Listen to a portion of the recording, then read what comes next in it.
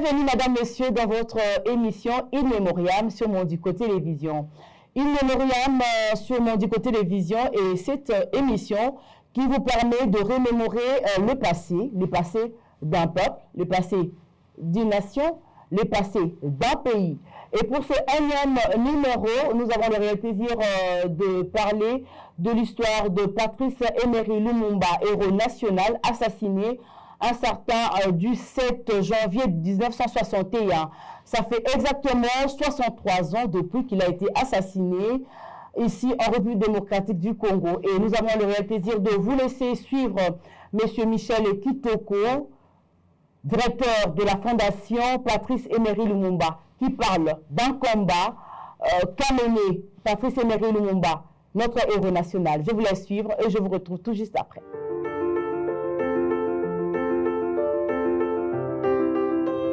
Bonjour madame. Bon, je précise à vous-même et aussi au peuple congolais, à tous ceux qui nous regardent au travers de cette émission, que Patrice Lumumba n'était pas mort de sa propre mort.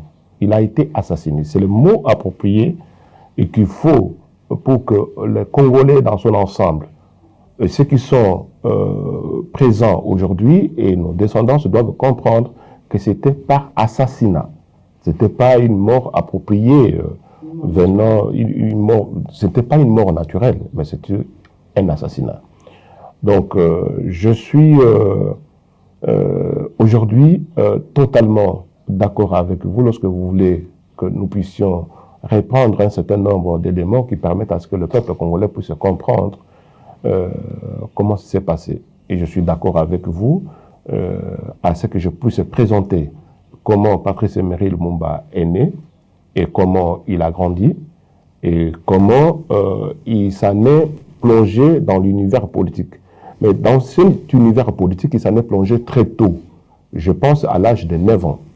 À l'âge de 9 ans que beaucoup de formateurs à son temps ont compris que le jeune garçon qui était en face d'eux, c'est-à-dire que le prêtre religieux à ce temps-là, à Tchoumbé, ont détecté que le jeune écolier qui est en face de son maître, et surtout dans l'église, avait une dimension de connaissance réelle de la question politique, et c'est ce qui a fait qu'il était traité autrement, c'est-à-dire que beaucoup plus avec beaucoup de rigueur, jusque même à se faire chasser de son école catholique pour aller chez le protestant à Wembonyama, par lequel il n'a même pas fait beaucoup de temps, et par là, Lumumba a préféré gagner ses études de manière autodidacte, et puis il est allé à Kisangani continuer sa formation. Donc c'est un peu ça.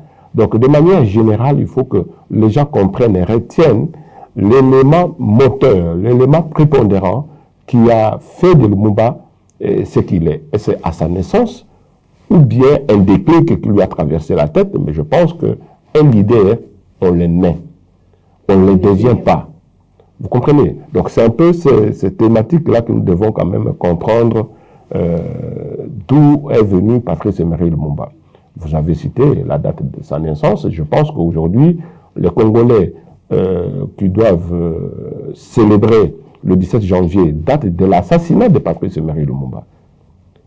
C'est la date de son assassinat que nous sommes en train de vouloir élaborer d'ici sous peu, pour que les Congolais comprennent ses ressources et entrer dans l'histoire, dans la racine de ce maître qui est le fondateur de la République que nous avons aujourd'hui. Donc c'est un peu ceci-là que moi j'aimerais tirer l'attention de ceux des téléspectateurs qui nous regardent, mais aussi de vous-même qui êtes aussi journaliste et que vous êtes aussi trop jeune. Et je pense que ce que je dirais aujourd'hui sont des choses que je n'invente pas, mais ce sont des choses qui retiennent et qui doivent retenir l'attention et de toute l'histoire de notre pays.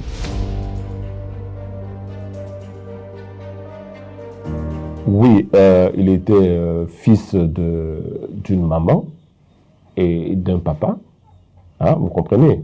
Alors, né à Onaloua, à la date que vous veniez d'indiquer, je ne reviens pas trop dessus, le 2 juillet 1925. c'était la date où Patrice Emery Lumumba est né. Il est né dans une famille où il n'était pas le premier enfant, il n'était pas non plus le dernier enfant, mais quand même, c'est l'enfant qui portait les germes de la République, les germes qui attiraient l'attention de tout le monde. Et dans le village Onaloua, où ses parents existent, où il est originaire, c'est un village qui a une distance de 13 km avec Tchoumbe Sainte-Marie, hein, où l'école catholique existe. Et puis à 7 km de Wemboyama. Hein, il s'est situé au centre de ces deux villages-là et qui faisait de lui quand même soit à gauche ou soit à droite. Donc quand je dis soit à gauche, ça veut dire que si c'est à gauche, il doit aller à Tchoumbe, si c'est à droite, c'est question de Wemboyama. Donc c'est un peu ça. Donc au niveau de sa naissance, beaucoup de gens n'ont pas fait beaucoup d'attention, et à part que c'est lorsqu'il a emboîté le chemin de l'école, l'école qui était l'école catholique à ce temps-là, et c'est là qu'on découvre en lui ces prémices, ces potentiels, les prémices prépondérantes qui ont permis qu'on puisse déceler que c'est un grand leader qui est né, mais des fois le prêtre avait des difficultés, non seulement de l'approcher, mais aussi de comment l'encourager en même temps à ce qu'il puisse faire la politique autrement. Donc, moralité, ce qui s'est passé, c'est que Patrice Emery Lumumba, depuis le jeune âge, il avait ses camarades de classe qu'il aimait beaucoup, mais l'indignité de ce que lui, il a vécu sur la méchanceté de colons sur les parents. Et c'est ça qui a constitué le déclic qui lui a donné un état de lutte. Voilà, une sorte de révolte qui lui a donné les éléments indicateurs qui le permettaient de lutter de façon à ce qu'on soit libre et indépendant. Parce que la question qu'il fallait se poser à ce temps-là, à partir pour un enfant qui a 9 ans, il va se poser des questions. Est-ce que ces colons ici sont nés avec nous ou ils sont venus quelque part? Les indicateurs ont montré à son temps que non, ce sont les gens qui sont venus de la Belgique. Donc là, il fallait lutter. Et puis il a vu le parent qui luttait un peu pour qu'on leur accorde la liberté. Et du coup, il a emboîté le pas sur la question sociale, sur la question politique, sur la question des rapports d'amour qu'on doit pouvoir avoir vis-à-vis de tel ou tel autre. Vous savez, madame, la question politique ici, dans notre pays ou dans le monde, ne doit pas être la singularité de ce qu'on a appris à l'école. Mais c'est ce que votre conscience vous dit sur base d'une vie commune. Et c'est ça l'élément fondamental, l'élément déclencheur qui constitue les acteurs politiques de notre temps. Hein? Il faut que chaque politicien qu'on puisse comprendre qu'est-ce qu'il peut apporter si demain ou après-demain il est élu, ou sur quelle base il cherche à faire la politique pour transformer quoi? Quels sont les éléments qui les amènent à battre campagne pour la politique pour qu'ils puissent arriver à changer la société? Et c'est ça la question de Patrice Emery Lumumba. Patrice Emery Lumumba s'est lancé en politique depuis jeune âge, depuis l'âge de mineur. Et par là, pourquoi? Parce qu'il a trouvé sur la table, devant lui, les indicateurs négatifs, les indicateurs d'injustice, les indicateurs de racisme et les indicateurs de colonisation. Alors, ces éléments ont démontré à lui que ce sont des éléments qu'il devait extraire de la communauté pour que la société puisse vivre de manière commune. Que vous pouvez être blanc, vous pouvez être noir, mais vivons quand même cette société pour le temps que le bon Dieu nous a appelés à vivre sur cette terre des humains, parce qu'après, on n'est pas éternel sur cette terre des humains. Donc c'est un peu ça. C'est style-là. Les autres soient au-dessus. Non, madame. Mais non. C'est ça les indicateurs qui doivent amener les acteurs politiques de notre pays à comprendre que tout citoyen congolais est égal face à l'autre et que le bien commun soit le bien de tout le monde. Et on devait même être indigné de voir que quelqu'un puisse prendre la grande prépondérance de biens publics de l'État pour qu'il soit roi au-dessus de tout le monde en rapport avec ces biens, alors que son temps vital sur cette terre des humains est limité.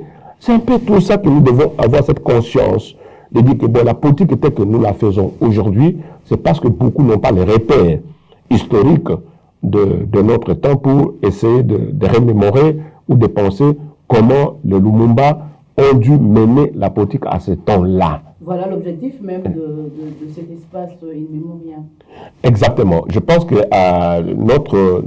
notre devoir aujourd'hui, c'est de reconstituer non seulement l'histoire, mais aussi avoir de l'espace pour enseigner à des hommes politiques ou à des citoyens qui ne font même pas la politique et qui veulent écouter l'échange et puis les rapports que les humains doivent disposer les uns envers les autres de façon à ce que cette société pour laquelle nous sommes nés, que nous puissions la laisser à nos enfants et à nos petits-enfants, et chemin faisant. Donc c'est un peu ce style-là que nous devons mettre dans nos consciences sur les questions politiques. Les questions politiques aujourd'hui ne doivent pas être telles que moi je suis en train de voir au niveau des campagnes électorales. La campagne, je peux bien comprendre au niveau de la gestion. Ce n'est pas la prépondérance d'un individu sur l'autre, mais non, c'est la gestion des biens communs que nous devons en avoir pour que chaque citoyen, là où il est, tel qu'il est, puisse bénéficier des avantages de retombées politiques de manière égale, vous le dites bien. Merci.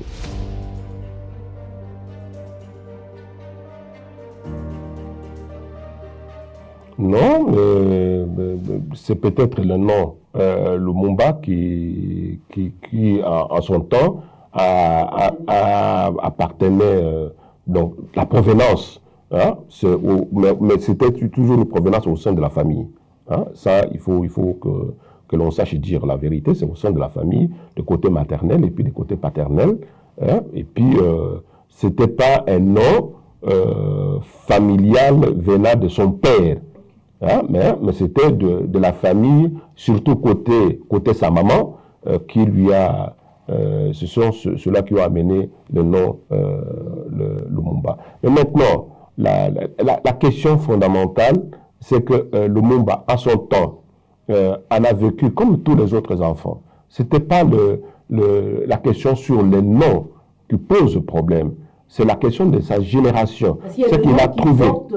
Des noms qui ont des significations qui une fois incarnés dans une personne, commencent aussi à produire certains effets. Oui, mais beaucoup de gens ils peuvent penser à ça, que bon, voilà, ça peut produire des effets, ainsi de suite. Est-ce que c'est parce qu'on a donné les noms Lumumba? Mais il y a beaucoup qui portent le nom Lumumba et puis qui n'ont pas les mêmes effets. Je pense que c'est dû à la personne. C'est lié à la personne. C'est lié à son identité, à son ADN. Vous pouvez avoir 5 enfants. Et parmi les 5 enfants, madame, il y aura toujours un qui dispose, qui doit se démarquer des autres et vous verrez la différence. Donc c'est ça la question de Patrice Emery Lumumba. Donc moi je pense qu'aujourd'hui, l'ensemble des Congolais que nous sommes, nous devons de temps à temps faire comprendre à notre jeunesse d'aujourd'hui, de façon à avoir des références historiques, des références d'apprendre un peu et de comprendre un peu qui est Lumumba. Parce qu'il est, le premier qui a dû dégager cette identité républicaine de Congolais. C'est un peu ça.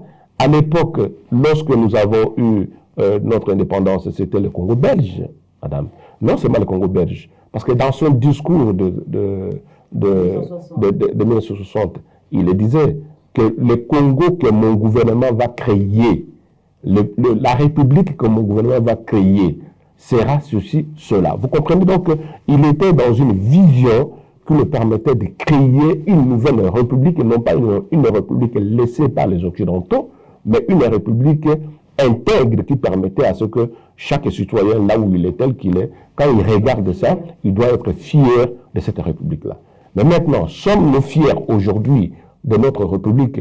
Non, nous ne sommes pas fiers parce que les acteurs de notre temps aujourd'hui, au lieu de suivre la voie de Patrice Emery Lumumba, mais ils sont en train de suivre leur petite voie basse, qui ne reflètent pas la vraie dimension d'une république. C'est un peu ça. Je dis des choses sans mâcher le mot, mais parce que beaucoup vont comprendre aujourd'hui ou demain que ce que je dis aujourd'hui, c'est une vérité. Une vérité qui rattrape toujours l'ensemble de la classe politique de notre pays, à tous les niveaux. Mais maintenant, la question, doit-on être sincère pour que nous puissions enseigner à nos enfants la vraie histoire scientifique de Patrice Emery Lumumba, de façon à ce que nos enfants, que nous ayons beaucoup de lumumbistes?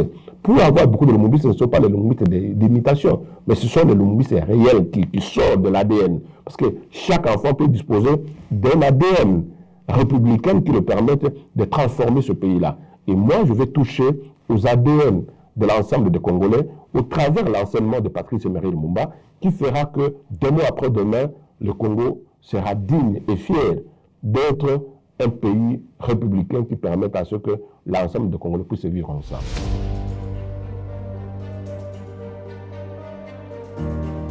Oui, madame. Maintenant, peut-être que c'est au niveau de combat qu'ils n'ont plus le même combat à mener sur la question de l'indépendance ou bouter l'adversaire dehors. Mais il y en a plein de jeunes aujourd'hui qui disposent de cet état d'esprit, voire même de jeunes relatifs au combat de Patrice Emery Lumumba. C'est question de les disposer et les moyens et le cadre pour que ces jeunes puissent émerger. Parce que ces jeunes-là ne vont pas lutter. Ils ne vont pas faire une lutte contre nous dans le sens de dire que vous, les parents aujourd'hui, partez.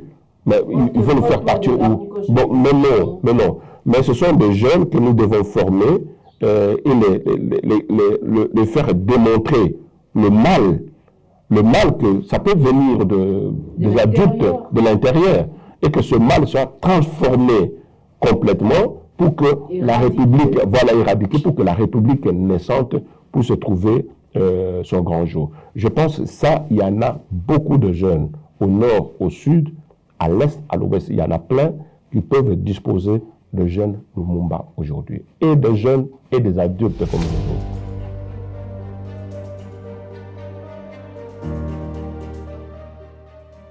Oui, Elias Okutasombo, c'était son nom. C'était le nom qui lui a été identifié à sa naissance. Et puis, dans les cadres, je vous ai dit ici, dans les cadres maternels, c'est que lorsque le côté maternel arrive, ils ont toujours tendance de dégager un nom sur l'enfant nouveau-né. Et c'est ça qui a fait de lui Lumumba. Et surtout qu'il faut dire que Patrice Emery Lumumba à Tchoumbé, lorsqu'il a connu ce petit problème avec le prêtre, il a dû se dégager. Wembonyama, quelques temps, il n'a pas duré à Wembonyama. Après, il est allé à Kisangani.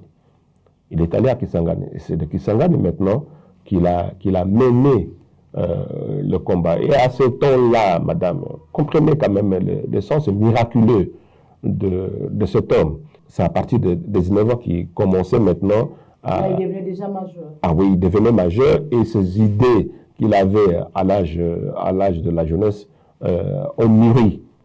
C'est dans cette maturité élevée et qui a fait de lui quand même un grand homme de Kisangani. Vous comprenez?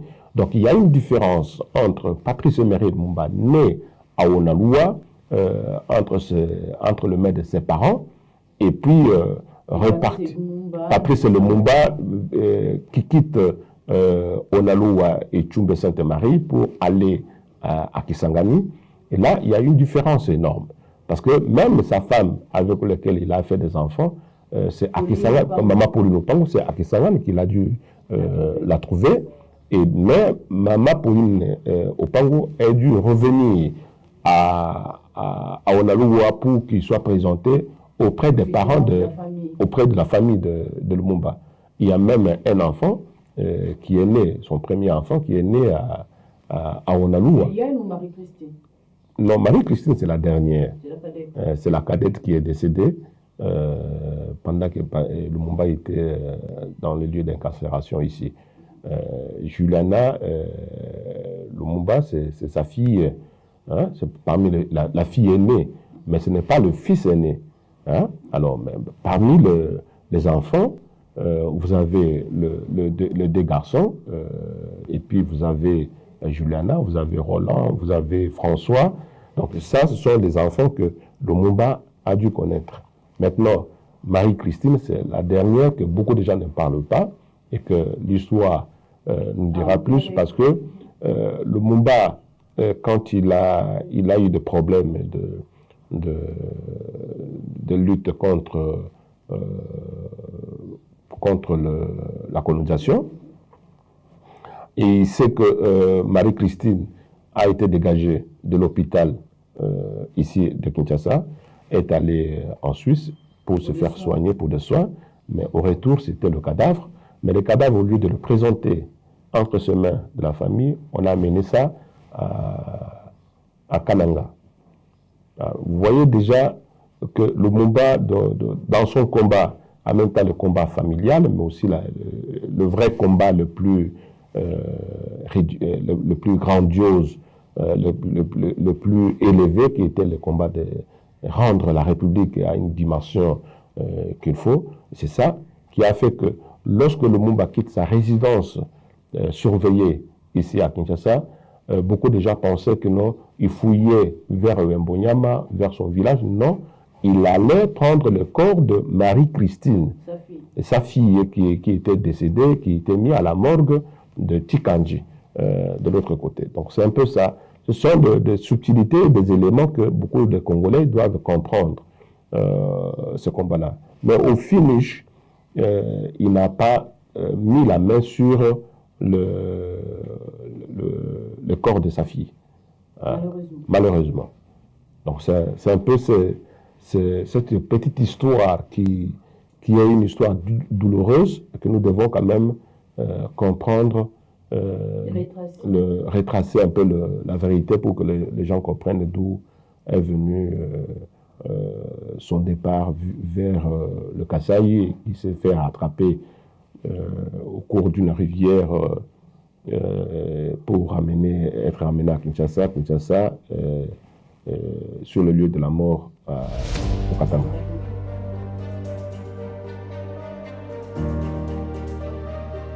Non, vous savez, Patrice Emery Lumumba allait à l'école, non pas parce que le parent l'obligeait d'y aller à l'école. Il allait à l'école parce que c'était une vocation, une volonté réelle, comme tous les autres enfants de son temps-là. Pour couvrir ses ambitions. Ben, oui, mais justement, bon, maintenant, lorsqu'il s'est fait chasser par, non seulement remarqué, mais chassé par le prêtre à son temps, et il a compris que non, on a voulu l'éliminer sur les perspectives, l'étouffer pour qu'il ne sorte pas parmi les élites qui devaient quand même comprendre comment le monde traverse. Et du coup, à ce temps-là, la poste existait, madame.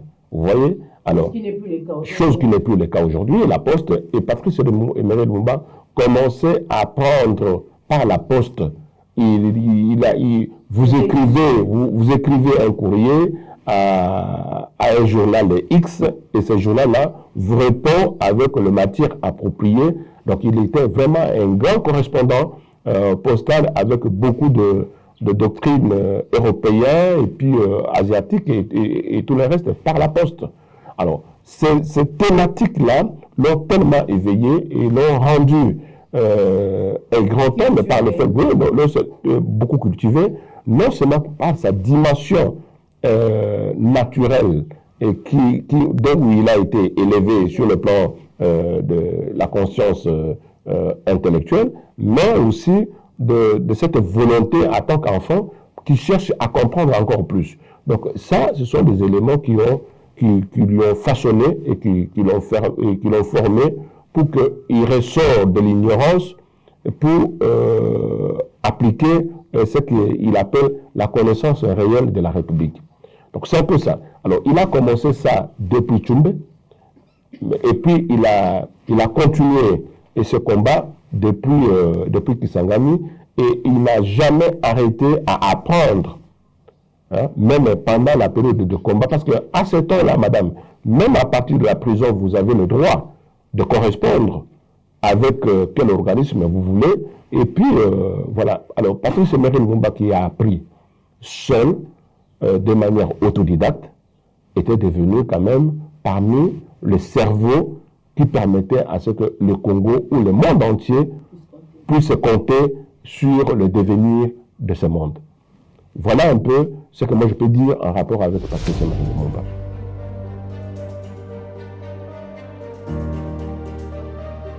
Quand il est arrivé à Kisangani, il a travaillé d'abord à la Poste. Hein? Il était à la Poste comme un agent de la Poste.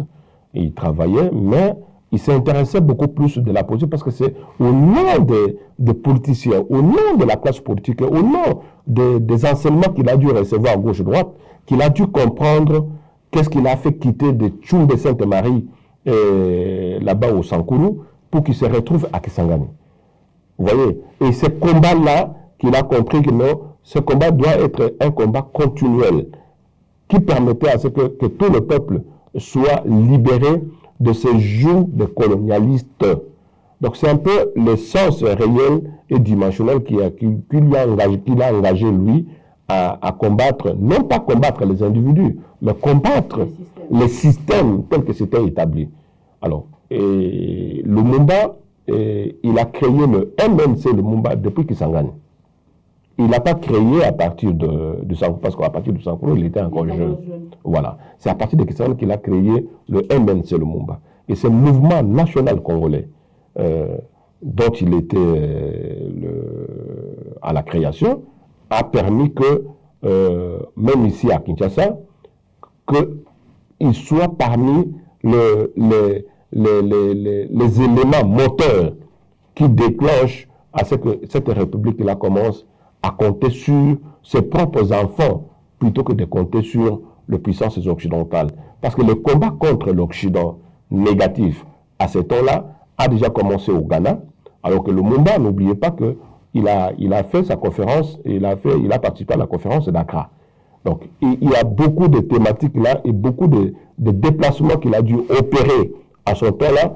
Tout ça, non seulement à la recherche d'une connaissance, mais aussi à la recherche de comment récupérer les contacts qui permettent à ce que le pays puisse redevenir un pays libre, indépendant, sur lequel beaucoup de gens doivent compter dans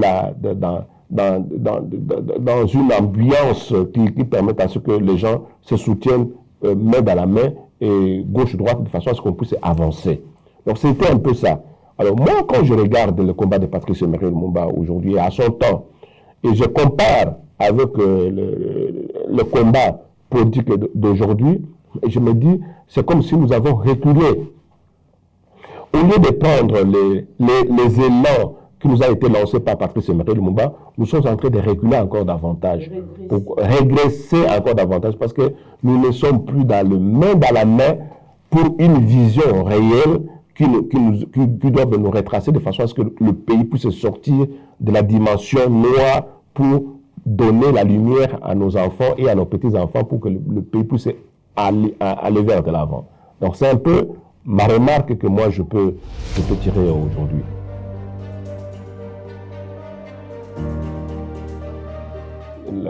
La famille Lumumba n'est qu'une famille biologique. C'est juste une identité biologique, et c'est tout. Mais la vraie famille de Lumumba, c'est la famille de ceux qui pensent que la vraie famille de Lumumba se trouve même en dehors de la République démocratique du Congo.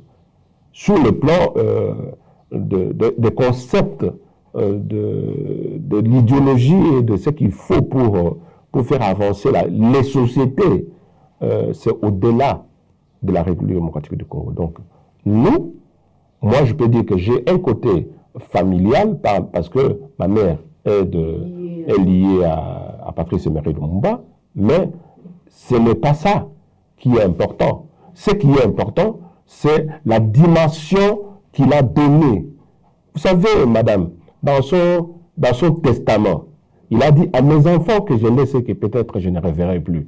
Je veux qu'on dise que l'avenir du Congo est beau et qu'il attend d'eux, comme il attend de chaque Congolais, d'accomplir la tâche sacrée de la reconstruction de notre indépendance et de notre souveraineté. Donc, il demande à ses enfants de s'y attendre comme tous les autres Congolais.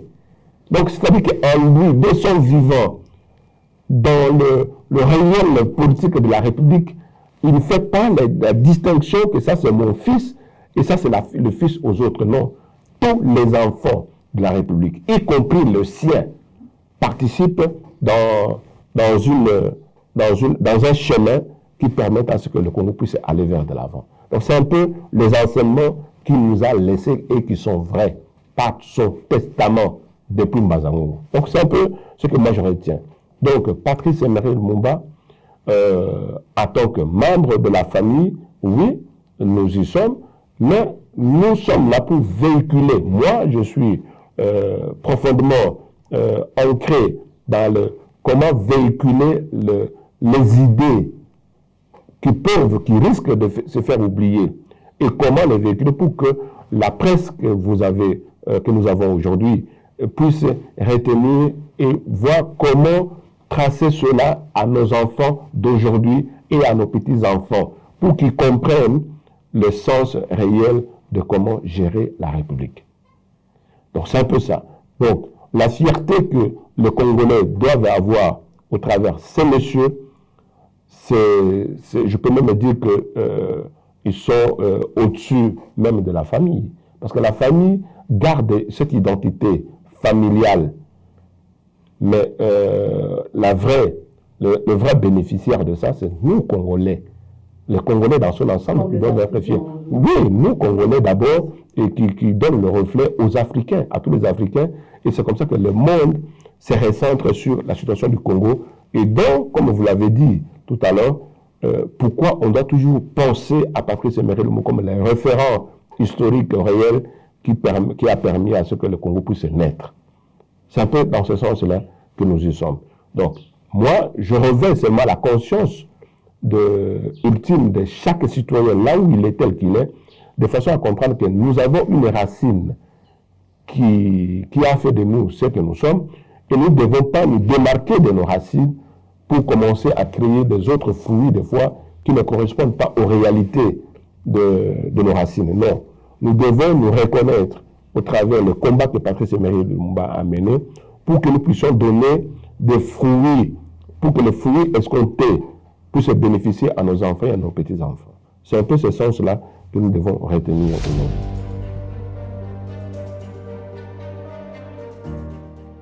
Non.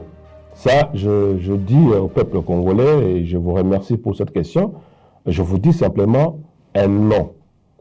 Il n'y a rien, même pas de manière symbolique, qui a pu lier la famille avec l'État belge pour percevoir quelque chose au nom d'une réparation. Non. Maintenant, la question que nous devrions nous poser, qu'est-ce que le Congo doit-il faire? Parce que Lumumba n'a pas perdu sa vie pour la famille. Lumumba a perdu sa vie pour la République démocratique du Congo, au travers du combat. Maintenant, c'est la question que nous devons nous enseigner, nous poser de manière récurrente et permanente. Qu'est-ce que le Congo? Parce qu'il n'est pas mort pour sa famille, il est mort pour le Congo. Qu'est-ce que le Congo doit-il faire pour que la réparation soit liée entre l'assassinat de Patrice Emery Lumumba et les conditions dans lesquelles le Congo traverse aujourd'hui? Et c'est ça. Et ce n'est pas membre de la famille que je suis que je dois donner l'épée de Damoclès, mettre l'épée de Damoclès au-dessus de la tête de l'État congolais pour dire, bon, vous ne faites pas ça, vous aurez ceci ou cela. Non, mais c'est un droit le plus élémentaire que le Congo, en tant qu'État, puisse exiger de réparation venant de la Belgique à telle ou à telle dimension. Il est évident et vrai que la famille peut être liée, parce que n'oubliez pas que Lumumba a une famille. Ça, c'est vrai.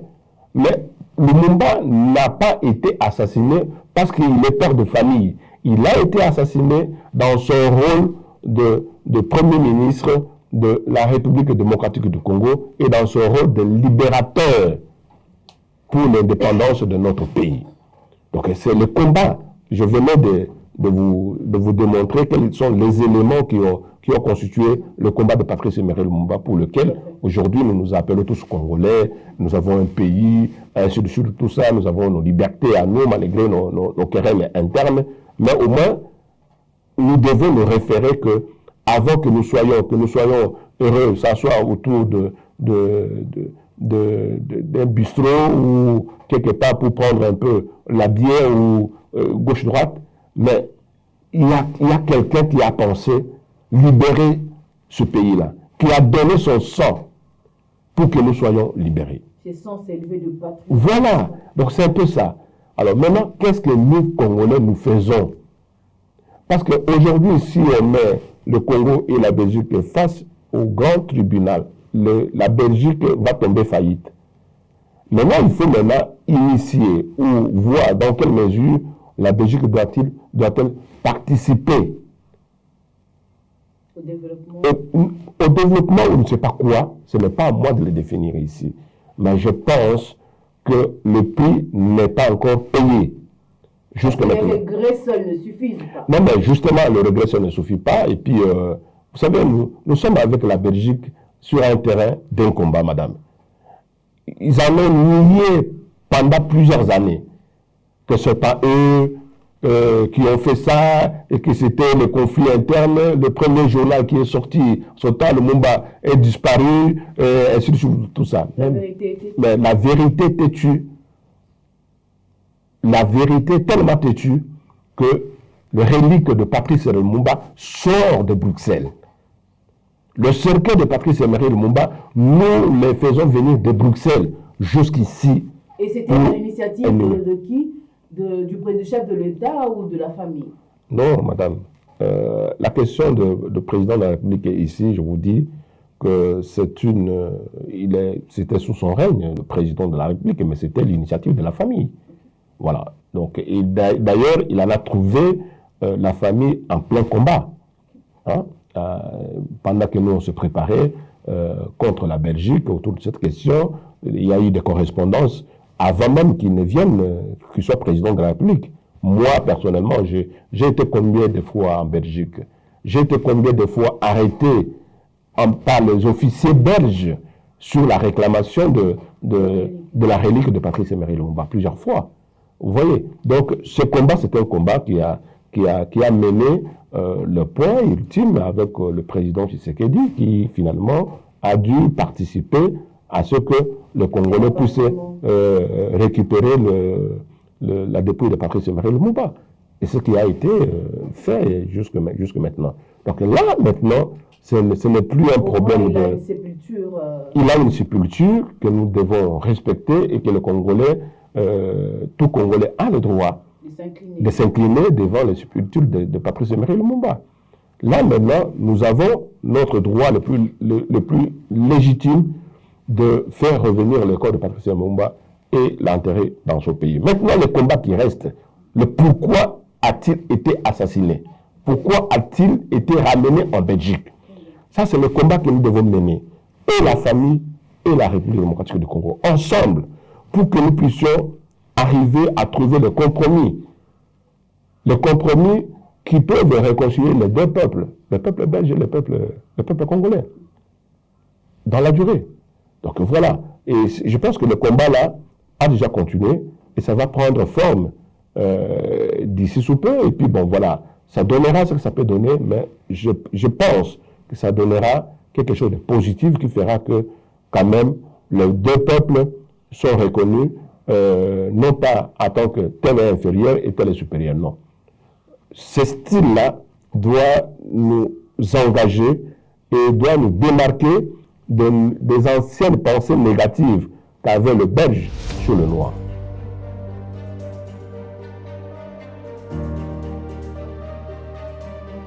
Madame, ce n'est pas un député national ici dans ce pays qui va voter de lois qui feront impliquer la Belgique. Vous pouvez voter autant de lois ici en République démocratique du Congo, mais ce sont vos lois à vous, Ce ne sont pas les lois belges.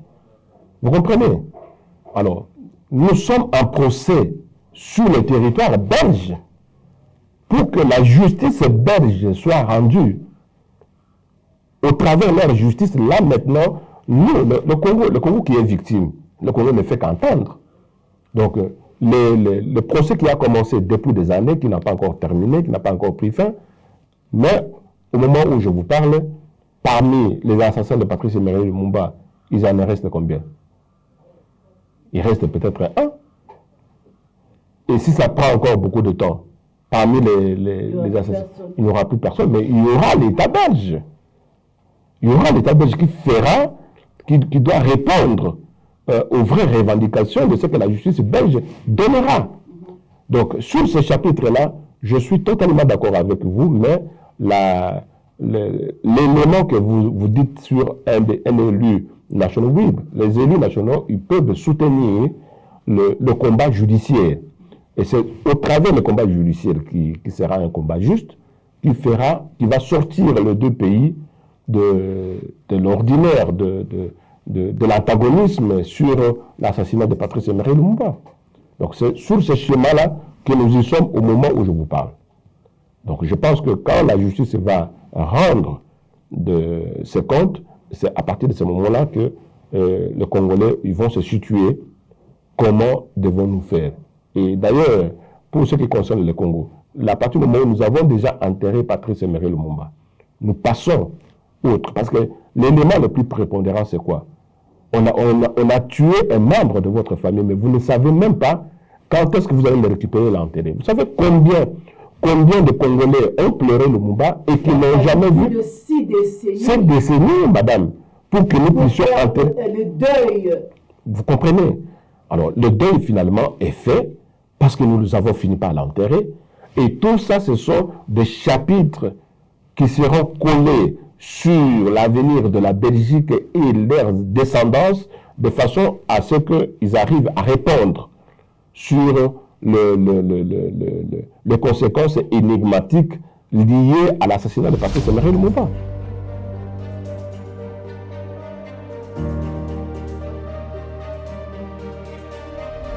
Ce n'est pas la fierté qui compte, madame. Mais au moins... Parce que même chaque citoyen a droit à une sépulture. Mais justement, c'est que maintenant, vous avez trouvé le corps de votre fils et vous l'avez enterré. Là, au moins, vous dites, il peut reposer en paix. Il peut reposer en paix. Ce que nous avons fait. Ce que la République démocratique du Congo a fait ce jour-là. Vous voyez? Alors maintenant qu'il se repose en paix. Maintenant, la question relative aux assassins sur le plan judiciaire, ça doit continuer. On ne peut pas laisser ça parce que nous l'avons enterré, oui. Il est enterré, bien entendu, mais la question reste pendante sur la problématique judiciaire, sur les assassins, et comment réconcilier les deux pays, et comment doit-il s'y prendre. Tout ça, ce sont des questions que nous voulons que demain ou après-demain, qu'il y ait des retombées. De façon à ce que chaque histoire commence par quelque chose et finit aussi par une autre chose. Et nous attendons maintenant la fin de ce que nous appelons le procès lié à l'assassinat de Patrice Emery Lumumba. Je suis d'accord avec vous que la République ne fait pas pression et que nous devons vraiment secouer la conscience nationale de notre pays pour se lever et exiger que cela se fasse.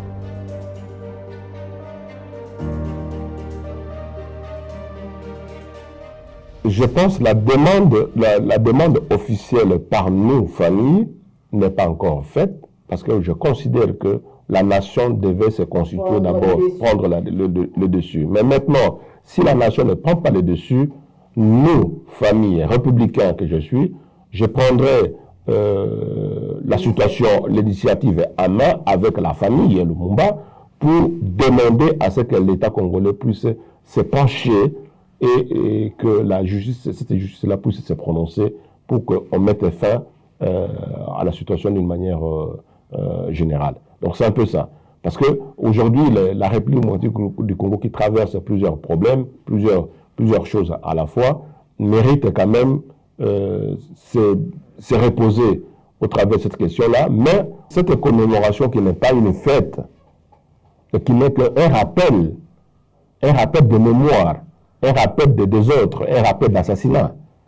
Ça, il faut l'indiquer, ce n'est pas une fête, la commémoration, mais au moins c'est un élément qui permet à ce que nous puissions nous dire, ce n'est pas encore terminé, ce n'est pas encore fini, et nous devons continuer pour obtenir ceci ou cela. Vous comprenez? C'est un peu ce style-là que nous devons nous y engager les uns et les autres.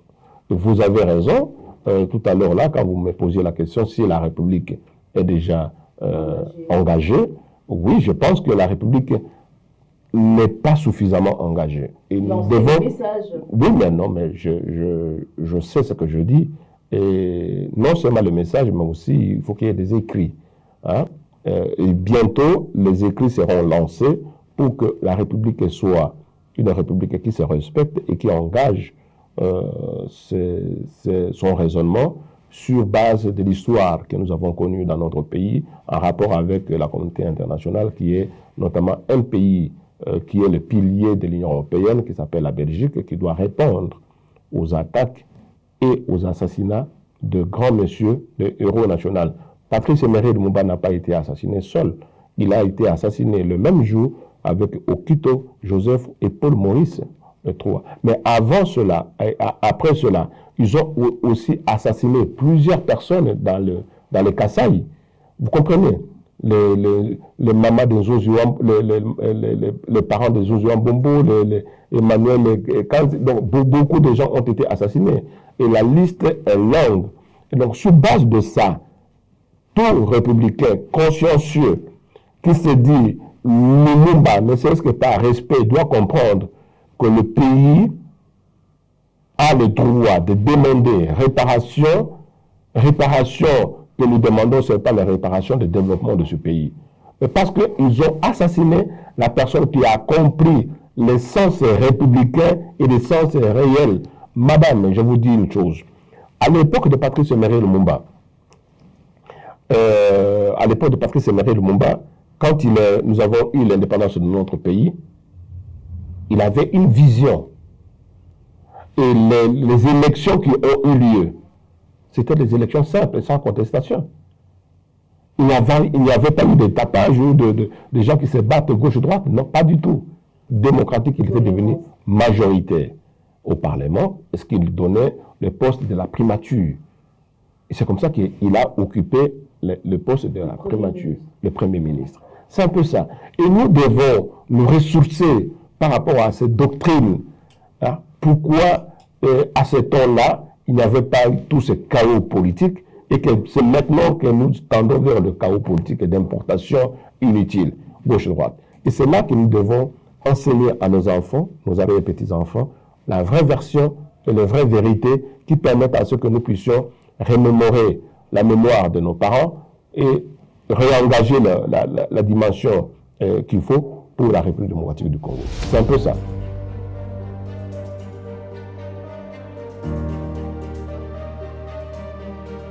Bon, je pense qu'avoir entendu ce genre d'initiative, vous savez, il y a les oui et il y a les non. Parce que la loi qui a été votée n'est pas encore dans son application réelle. Vous voyez? Parce que lorsque la loi est dans son application réelle, la demande n'est plus à opérer ou à faire de manière sporadique. Ça devait devenir quelque chose d'automatique et d'exécution automatique, chose qui n'est pas encore le cas. Vous comprenez? Et d'ailleurs, même pour certains cas, il faut toujours une demande. Il faut toujours une demande. Et même pour le 17 janvier, ici, il y a toujours une demande. Une demande, bon, voilà, donner un peu de moyens pour qu'on organise ceci, faites ceci ou cela, bon, voilà. Et cette politique qui, des fois, a la tête, 80% de sa tête est ailleurs, ils n'ont pas dans sa propre histoire, pose réellement problème. Voilà pourquoi moi j'insiste dans la conscience politique de notre pays d'aujourd'hui, que tant que nous oublions le passé, c'est que vous oubliez vos pieds. Vous ne saurez pas marcher, mais vous n'avez aucun repère. Et nous avons besoin d'avoir des repères qui nous permettent d'avancer dans cette société qui, des fois, on ne sait plus où nous y sommes. Vous comprenez? Donc là, c'est important que je puisse rappeler ça, que la conscience congolaise viendrait par le fait que lorsqu'on connaît son passé, on sait que mes pieds marchent de telle ou telle manière, et c'est comme ça que vous allez emboîter le schéma ou le chemin qui vous permettent d'aller vers de l'avant.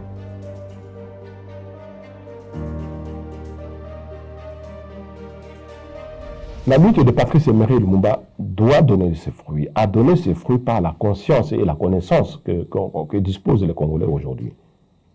Hein, ça, non seulement ça, mais aussi le monde entier, beaucoup de pays de l'Afrique convoitent la mémoire de Patrice Emery Lumumba.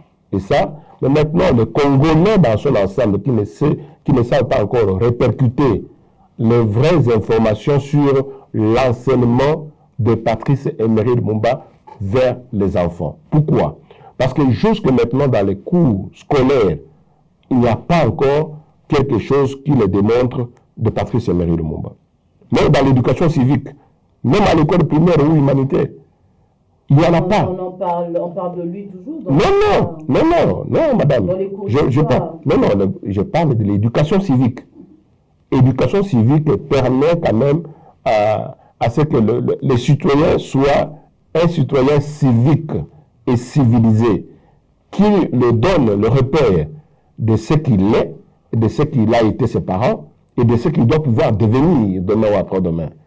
Et si cela de manière récurrente, non pas parce que c'est l'image de Patrice Lumumba. Aujourd'hui, la quasi-totalité de cette jeunesse connaissent par l'image le combat de Patrice Emery Lumumba. Mais la donne qu'il a dû amener, le combat qu'il a dû mener, c'est ça qu'on doit pouvoir aussi enseigner à nos enfants et à nos petits-enfants.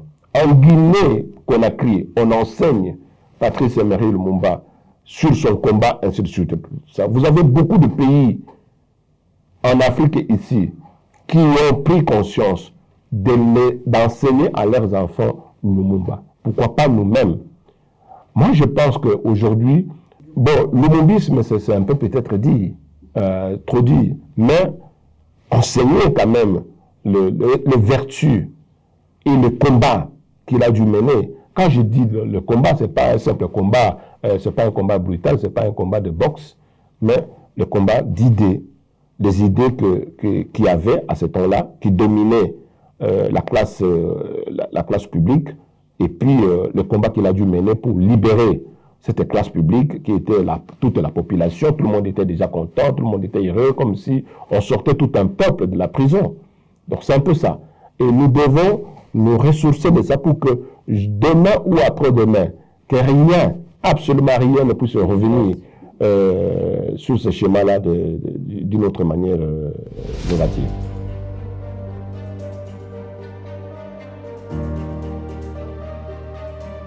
Lorsqu'il dit combattant de l'indépendance aujourd'hui victorieux, je vous salue au nom du gouvernement congolais. À vous tous, mes amis qui avez lutté sans relâche à nos côtés, je vous demande de faire de ces 30 juin 1960 une date illustre que vous garderez ineffaçablement gravée dans vos cœurs. Une date dont vous enseignerez avec fierté la signification à vos enfants, pour que ceux-ci, à notre tour, fassent connaître à leurs fils et à leurs petits-fils l'histoire glorieuse de notre lutte pour la liberté. Car cette lutte qui fut de larmes de feu et du sang, nous en sommes fiers jusqu'au plus profond de nous-mêmes, car ce fut une lutte noble et juste, une lutte indispensable pour mettre fin à l'humiliant esclavage qui nous était imposé par la force. Retenez ne serait-ce que ce paragraphe. Vous allez comprendre que le Lumumba ne se définit pas de lui, mais il parle des courants à des générations qui doivent venir demain ou après-demain. Et voilà l'essence réelle d'un leader politique aujourd'hui que nous devons retenir comme l'essence profonde qui nous anime et qui doit retracer encore le chemin qu'il faut pour que nos enfants, nos petits-enfants puissent emboîter ce schéma-là de la politique de Patrice Emery Lumumba. Voilà un peu le style et l'essence réelle que cet homme a mérité et de ce qu'il nous a apporté pour notre pays.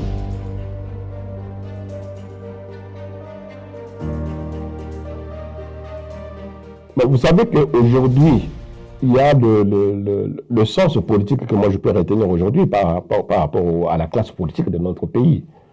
C'est un peu insensé. Pourquoi je dis ça, madame? Nous sommes dans une classe politique, je vous donne un exemple simple, où le président de la République, il est socialiste. Donc, maintenant, posez-vous des questions.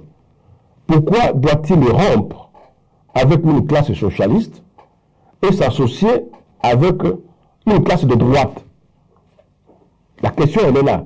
Au nom de l'unité nationale. Non, l'unité nationale, c'est une autre chose, madame. Je vous donne un exemple simple. Jean-Pierre Bemba, il est de droite. De droite. Son statut de son MLC est de droite. Tshisekedi, le père, avec le fils, ils sont de gauche. Donc maintenant, dites-moi à quelle mesure les deux doivent se mettre ensemble pour travailler au développement de ce pays. Quelqu'un peut dire oui, ça peut arriver, oui, mais ça peut arriver. Mais c'est parce que la notion de gauche ou de droite n'est pas encore comprise dans la conscience, non seulement des élites, mais aussi de la population congolaise. Des fois, les Congolais pensent que ce sont eux qui dirigent le pays et qui ont le droit de prépondérant par rapport à eux. Non, c'est au peuple congolais. C'est au peuple congolais qui est le dépositoire, qui doit disposer de la conscience réelle de comment doit-on aller vers de l'avant, gauche-droite. C'est un peu ça. Mais il ne peut pas penser, le peuple ne doit pas penser que ce sont les élites qui doivent les diriger. Non. C'est lui, le véritable élite, qui donne la voix à qui veut pour que cette personne puisse disposer de voies et moyens, les concernant, lui, le peuple, pour qu'on puisse aller vers de l'avant. C'est un peu ça. Alors, mais tant que ces enseignements ne sont pas consciencieux dans la tête des Congolais, mais aussi de nos élites, le jeu est biaisé et ça fait que je peux prendre tel ou tel ami. Mais ton ami, il est ami de quartier, ami peut-être de combat politique, gauche-droite, mais vous n'avez pas le même repère idéologique qui vous permettent de travailler ensemble. C'est un peu ça que j'attire l'attention des élites politiques d'aujourd'hui. Parce que Patrice Emery Lumumba, lui, il était totalement à gauche. Hein. Vous comprenez? Alors, sur ce chapitre-là, si je continue toujours à avoir un peu des penchants vis-à-vis de ceux qui sont à gauche, mais une fois qu'ils tripotent les choses et commencer à aller un peu dans les à faire les mélanges, mais là, je fais attention sur le message qu'on doit pouvoir apporter pour la République de façon à ce que la République soit corrigée. Parce que ce pays mérite quand même que nous puissions garder la tangente, que nous puissions garder la ligne directrice qui permette à ce que nos enfants, nos petits-enfants puissent retrouver l'avenir demain ou après-demain.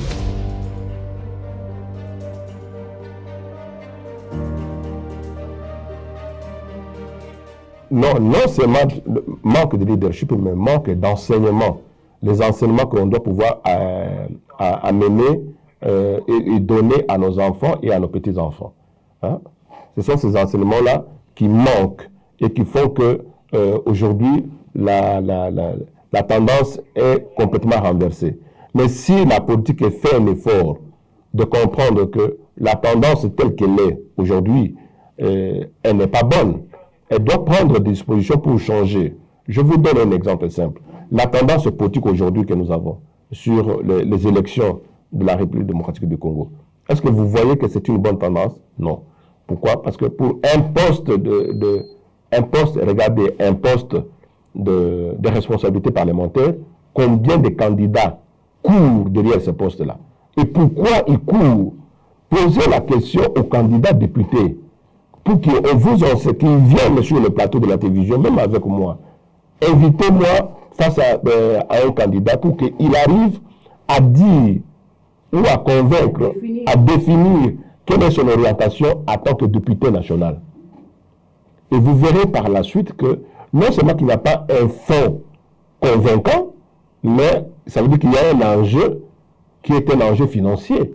Donc tu penses, lorsque j'attends 21 000 dollars par mois, beaucoup de gens courent derrière cette tendance-là de 21 000 dollars par mois. Je pense que si on doit pouvoir prendre conscience, madame, et que nous voulons servir notre pays, je ne manquerai pas de dire aux députés nationaux de disposer de la valeur de 2 000 dollars. Ou alors faire comme en Chine. En Chine, un député ne reçoit rien.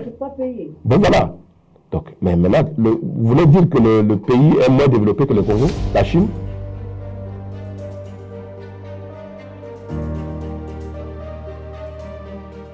Non, je pense qu'il n'a pas encore trouvé l'occasion à ce qu'on puisse le faire comprendre le rôle.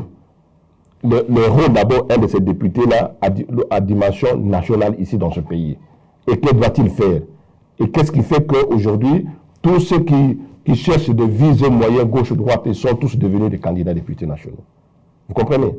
L'essence réelle qu'il doit pouvoir retenir, c'est que l'engagement que doit avoir le Congo en tant que député national par rapport aux engagements de l'ensemble de Congolais, c'est là qu'il va comprendre que non, l'essence élevée de moyens à définir pour payer les députés nationaux sont tellement élevés par rapport avec la basse classe qui n'attendent que le bonheur d'emploi, le bonheur financier, gauche-droite, ainsi de suite. C'est un peu ça. Et je pense que le président de la République, il n'a pas encore trouvé en face de lui quelqu'un qui lui dit des choses, non pas qui les désoriente, mais qui l'oriente. Nous devons en disposer cette méthode-là. Sinon, le pays est parti vers l'abîme et dans un chaos sans frein, ce n'est pas normal.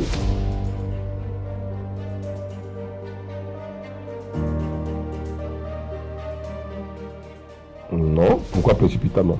Madame, vous faites un référendum ici, demandez la colonisation, même les Belges vont refuser.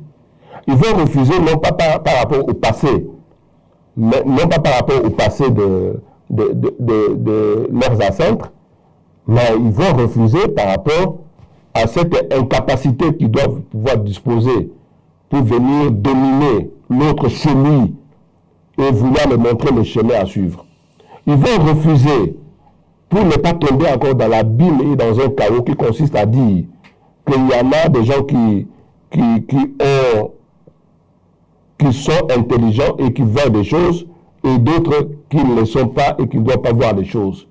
Parce que ce sont parmi ces concepts-là qu'il y a eu cette domination incomprise ici dans ce pays. Donc, je pense aujourd'hui que le Congolais que nous sommes aujourd'hui, fiers que nous devons pouvoir y être, cette question de toute l'Afrique, allez poser cette question dans tous les pays de l'Afrique, parce qu'il n'y a pas un seul pays aujourd'hui qui s'est dit colonisé. Mais je vous dis, il n'y en a pas quelque chose de plus important que le Mumba nous a mené et que la classe politique de son temps, non pas lui-même, et nos parents de tout bord ont ramené qui s'appelle la liberté et l'indépendance. Et la fête de l'indépendance, vous savez comment ça s'est fait. Vous savez que le 30 juin, c'est vraiment, oh là là, à notre temps ici, peut-être que beaucoup de jeunes ne comprennent plus le sens, mais moi, quand j'étais jeune, mon père, avec sa radio et puis la musique qui était à ses côtés, il avait une joie incroyable. Une joie incroyable, alors j'étais encore jeune.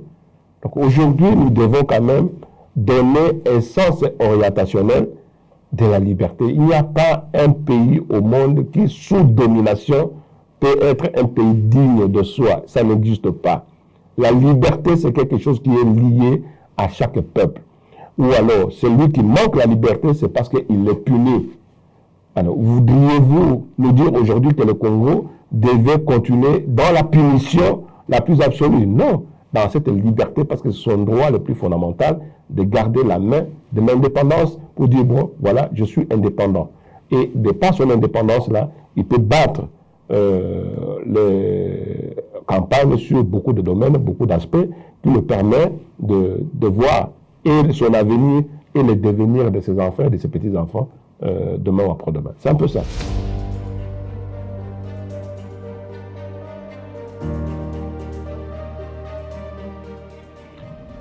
Bon, je pense que la génération qui n'a pas connu Patrice Emery Lumumba, peut-être qu'il dispose des enjeux qui sont les mêmes enjeux que Lumumba en a eu dans son ADN. Et je les demande seulement de se réveiller et de comprendre. De ne pas chercher seulement les actes politiques tels que posés par les aînés ou ceux qui les posent aujourd'hui, mais de recadrer les choses, de revenir un peu en arrière pour dire, bon, ils sont allés un peu plus loin sans avoir obtenu un objectif conséquent. Ils doivent revenir et se regarder ou étudier, mutualiser les idées les uns les autres pour cheminer sur base de certains projets, de certains programmes qui le permettent de devenir grand. La Fondation Patrice Emery Lumumba, dont je suis le directeur, je fais appel à la grande jeunesse d'aujourd'hui pour que ceux qui veulent peuvent venir à la Fondation. Patrice Emery Lumumba d'abord, qui pour le moins les lieux les plus célèbres, c'est sur l'échangeur où se trouve le mémorial Patrice Lumumba. À côté, nous avons décrit les perspectives de travail, de concessions qui doivent être mises en place ou de bâtiments qui doivent être mis en place pour permettre à la nouvelle génération aujourd'hui de venir apprendre un certain nombre de choses pour ceux qui ont besoin d'apprendre. Et c'est ça le sens de l'orientation que nous voulons donner dans notre pays. Et ça peut se projeter dans tous les territoires nationaux de notre pays, au travers d'abord les provinces, les districts, voire même les communes. Ça permettra à ce que les Congolais puissent comprendre le vrai combat que Lumumba a dû mener et pourquoi sont-ils aujourd'hui, nous sommes tous indépendants et souverains. Donc, ça c'est un message que j'ai voulu adresser au peuple congolais pour la date du 17 janvier que nous voulons traverser d'ici sous peu et que le classique électoraliste donne quand même aussi ce mouvement, mais l'histoire de notre pays, nous devons le retenir et garder dans la conscience collective pour que nous puissions avancer demain ou après-demain.